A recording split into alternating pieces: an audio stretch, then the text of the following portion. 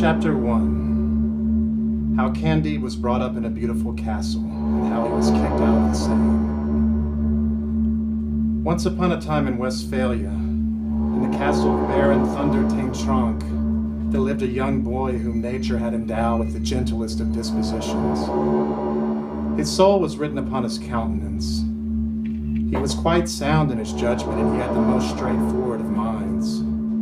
It is for this reason that I believe he was called Candide. The older servants of the household suspected that he was the son of the Baron's sister by a kind and upright gentleman of the neighborhood, a man whom this lady had constantly refused to marry because he had only been able to establish 71 heraldic quarterings, the rest of his family tree having been destroyed by the ravages of time. The Baron was one of the most powerful noblemen in Westphalia, for his castle had a door and windows. His great hall was even adorned with a tapestry. All the dogs in his farmyards would combine when the need arose to make up a pack of hounds. His grooms were his whippers in, and the local vicar his great almoner. They all called him your lordship and laughed at his jokes. The Baroness, who weighed approximately 350 pounds, therefore enjoyed a large measure of public esteem, and she performed the honors of the house with a degree of dignified aplomb that rendered her all the more respectable. Her daughter, Cunigund, 17 and of a high complexion, looked fresh, chubby, and toothsome. The Baron's son seemed in every way worthy of his father. Pangloss the tutor was the oracle of the household, and little Candide would listen to his lessons with all the good faith of his age and character. Pangloss taught metaphysico-theologico cosmocadology. He could prove wonderfully there is no effect without a cause, and in this is the best of all possible worlds. His lordship the Baron's castle was the most beautiful of castle, and Madam the best of all possible baronesses. It is demonstrably true, he would say, that things cannot be other than as they are, for everything having been made for a purpose, everything is necessarily for the best purpose. Observe how noses were made to bear spectacles, and so we have spectacles. Legs are evidently devised to be clad in breeches, and breeches we have. Stones were formed in such a way that they can be hewn and made into castles, and so his lordship has a very beautiful castle. The greatest baron in the province must be the most lodged, and since pigs were made to be eaten, we all eat pork all the year round. Consequently, those who have argued that all is well have been talking nonsense. They should have said that all is for the best. Candide would listen attentively, and innocently he would believe, for he found Miss Cunigund extremely beautiful. Though he had never made bold to tell her so, his conclusion was that next to the happiness of being born Baron Thunder Tronk, the second degree of happiness was being Miss Cunigund. The third was seeing her every day, and the fourth was listening to Maître Pangloss, the greatest philosopher in the province, and therefore in the whole world. One day as Cunigund was taking a stroll near the castle in the little wood they referred as their parkland, she caught a glimpse through the bushes of Dr. Pangloss giving a lesson in applied physiology to her mother's maid, a very pretty and very receptive little brunette. As Miss Cunigund had quite a gift for science, she noted in breathless silence the repeated experiments to which she was witness.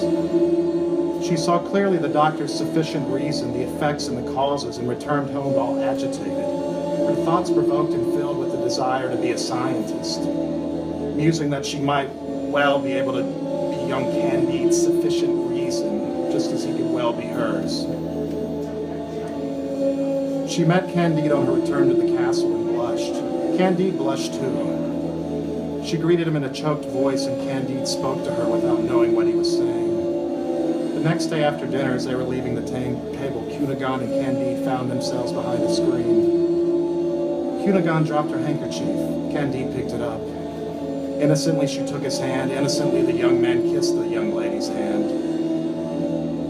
And with quite singular vivacity, sensibility, and grace, their mouths met, their eyes shone, their knees trembled, their hands strayed. Baron Thundertaintronk passed by the screen and, seeing this cause and this effect, chased Candide out of the castle with a number of hefty kicks up the backside. Cunegonde fainted. As soon as she recovered her senses, the Baroness slapped her, and all was consternation in the most beautiful and most agreeable of all possible castles. Chapter 2, What Became of Candide Among the Bulgars.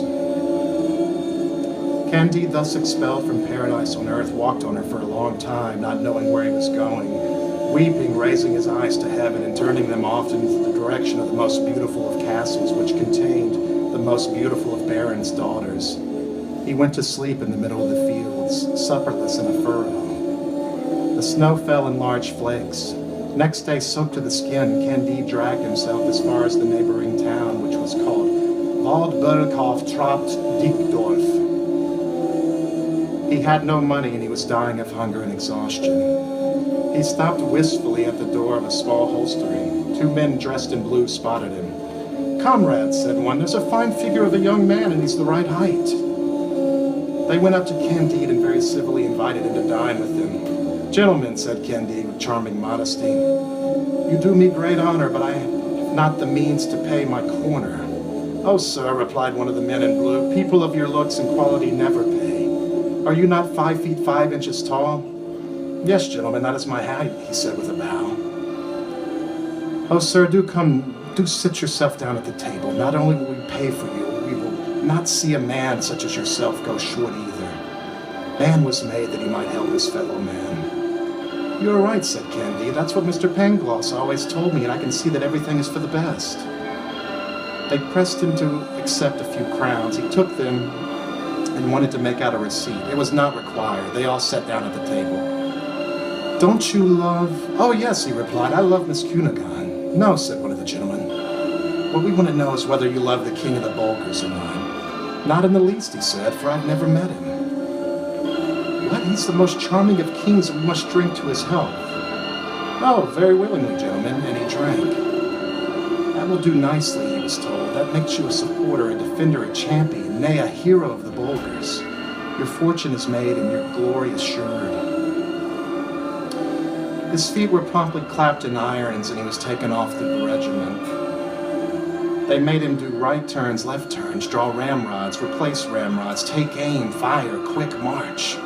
And then they gave him 30 strokes of the birch. Next day he performed the drill a little less badly and he received only 20. The next day they gave him only 10, and his comrades thought him a prodigy. Candide, totally bewildered, could not yet make out how he was a hero. One fine day in spring he took it into his head to go for a stroll, simply walking straight ahead, in the belief that it was the privilege of the human, as of the animal species, to use its legs how it wished.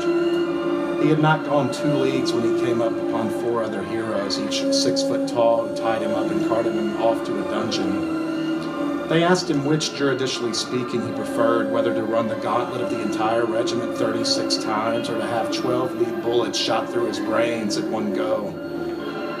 It did no good his talking about the freedom of the individual and saying that personally he wished for neither. A choice had to be made. He resolved by the virtue of the gift of God called freedom to run the gauntlet 36 times. He managed 2. The regiment numbered 2,000 men. For him that meant 4,000 birch strokes, which laid bare every muscle and sinew in his body, from the nape of his neck right down to his butt. As they were preparing for his kind run, his 3rd run, Candide, quite done for, implored them to be so kind as to do him the favor of bashing his head in. This favor was granted. He was blindfolded and made to kneel. At that moment the King of the Bulgars passed by and inquired what crime the condemned man had committed. As this king was a great genius, he understood from everything that Candide told him there was a young metaphysician much in ignorance of the ways of the world. And he pardoned him with a clemency that will be praised in every newspaper and in every century. A splendid surgeon cured Candide in 3 weeks with the emollients prescribed by Dioscorides. He already had a little skin and could walk when the King of the Bulgars joined battle with the King of the Avars.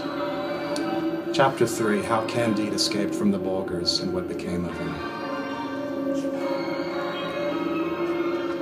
Never was there anything so fine, so dashing, so glittering, or so well regulated as those two armies. The trumpets, the fifes, the hautboys, the drums, and the cannon produced a harmony such as was never heard in hell. First the cannon felled about 6,000 men on each side, then the musketry removed from the best of all worlds 9,000 or 10,000 ruffians who were poisoning its surface. The bayonet, too, was the sufficient reason for the death of a few thousand. The sum total may have well been about 30,000 souls. Candide, who was trembling like a philosopher, hid himself as best he could during the heroic butchery. At length, while the two kings were having Te Deums sung at their respective camps, he made up his mind to go and think about cause and effect elsewhere. He climbed over the heaps of the dead and dying and came first to a neighboring village. It was in ashes. This was an Avar village which the Bulgars had burnt to the ground in accordance with international law. In one part, old men riddled with shot looked on as their wives lay dying, their throats slit and clutching their children to blood-spattered breasts. In another, young girls lay disemboweled, having satisfied the natural urges of a hero or two. Breathing their last, others, half burnt to death, cried out for someone to finish them off. Brains lay scattered on the ground, beside severed arms and legs. Candide fled as fast as he could to another village. It belonged to Bulgars, and the Avar heroes had given it the same treatment. Candide, continually stepping over quivering limbs or through the midst of ruins, eventually left the battlefield behind, taking with him some few provisions in his bag, with Miss Cunigond never far from his thoughts. His provisions had run out by the time he reached Holland, but having heard that the people there were all rich and all Christians, he had no doubt that he would be treated as well as he had been in the Baron's castle, before he had turned out on account of Miss Cunigond's pretty little eyes.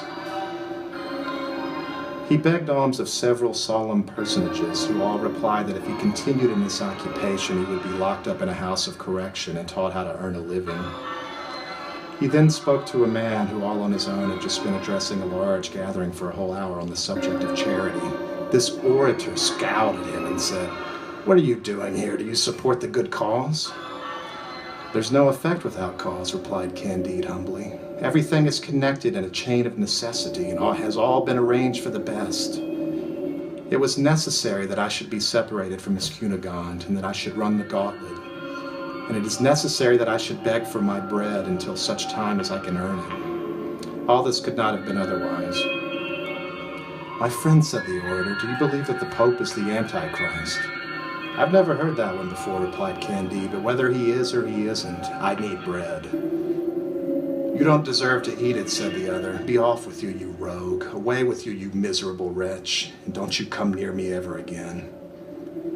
The orator's wife, having stuck her head out for the window, set eyes on a man who could doubt that the Pope was the Antichrist, poured a potful over his head. Heavens! To what lengths the ladies do carry their religious zeal. A man who had never been baptized, a worthy Anabaptist named Jacques, saw the cruel and ignominious treatment being meted out in this way to one of his brothers. A living being with 2 feet, no feathers, and possessed of a soul.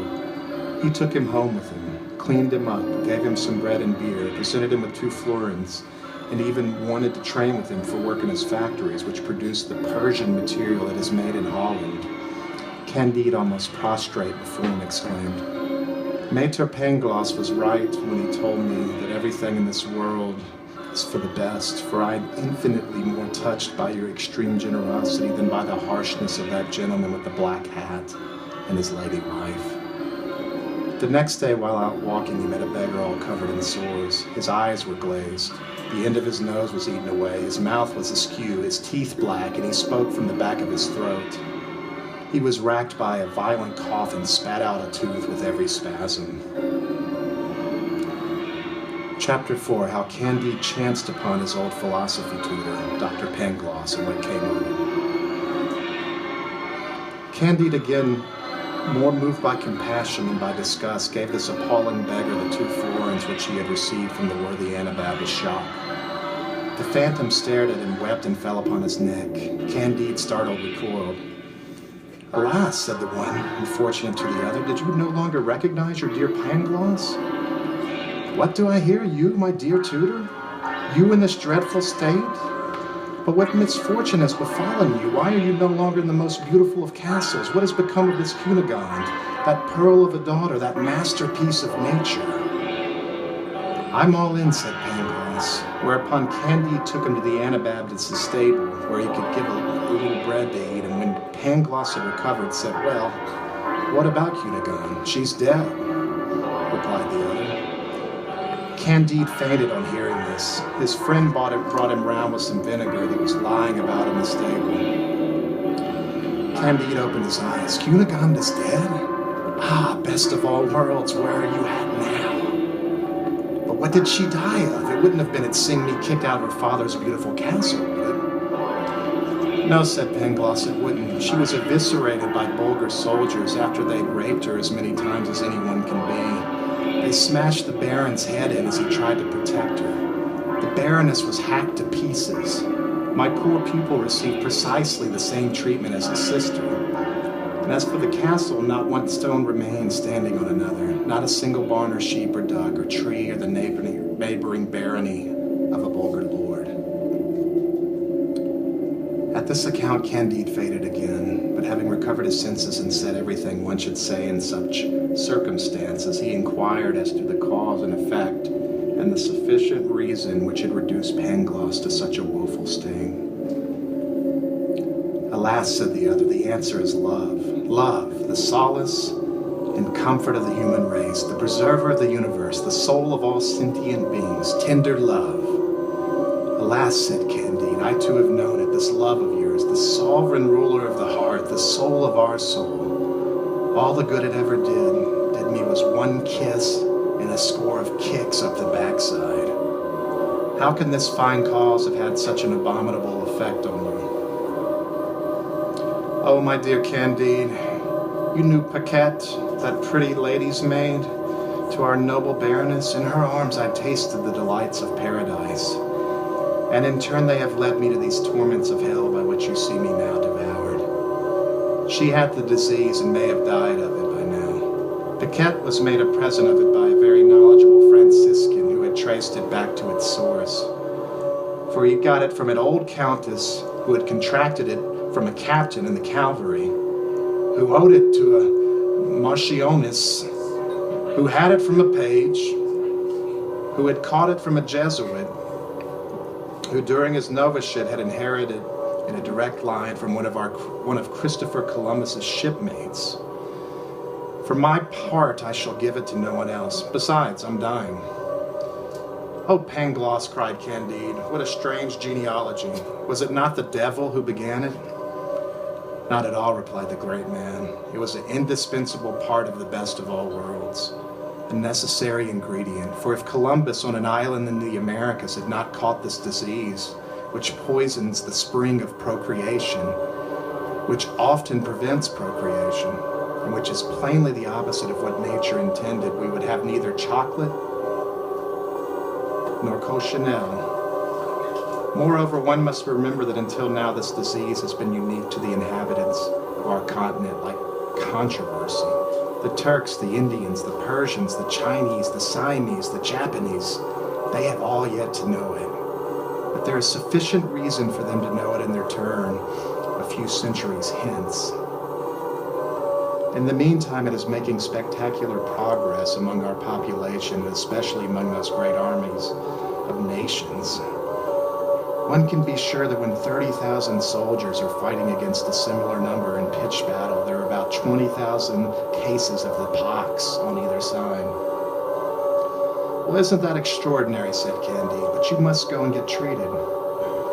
Oh, how am I supposed to do that, said Pangloss. I haven't a penny, my friend, and in the whole wide world you can't so much as be bled or have an enema without paying for it, or without someone else paying for it. These last remarks decided Candide. He went and threw himself at the feet of his charitable Anabaptist Jacques and painted such a poignant picture of the state to which his friend was reduced that his good fellow did not hesitate to take Pangloss under his roof, and he had him cured at his own expense. In the process, Pangloss lost but one eye and one ear. He could write well and had a perfect grasp of arithmetic. Jacques the Anabaptist made him his bookkeeper. 2 months later, having to go to Lisbon on business, he took his 2 philosophers with him on the ship.